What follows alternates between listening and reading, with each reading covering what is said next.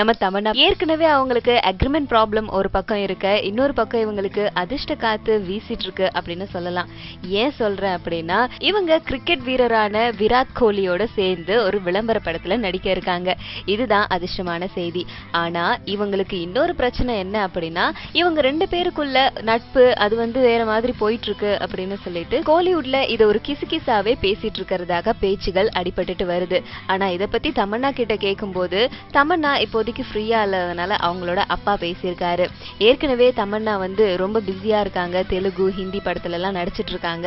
அது மட்டும் இல்லாம இவங்க ஆந்திரால ஒரு கம்பெனிக்கு தூதரா இருக்கிறாரு. அது மட்டும் இல்லாம இன்னும் சில கம்பெனிக்கெல்லாம் தூதரா இருக்காங்க அப்படின்னு சொல்லிருக்காரு. விராட் கோலியும் ஒரு நிறுவனத்துக்கு விளம்பர தூதரா இருக்கிறாரு. சோ இந்த மாதிரி இவங்க 2 பேரும் தூதரா இருக்க போய் 2 பேரும் ஒரு கமர்ஷியல் ஆட்ல நடிக்கிறதுக்காக ஒத்துட்டு இருக்கிறதாக பேச்சுகள் வந்துட்டு இருக்கு. சோ கூடிய சீக்கிரம் அந்த விளம்பரம் வெளி வந்ததுக்கு அப்புறம் இவங்களுக்குள்ள உண்மையிலேயே நட்பு இருந்ததா இல்லையா அப்படிங்கிற உண்மையான விவரம் நமக்கு தெரிய வரும்.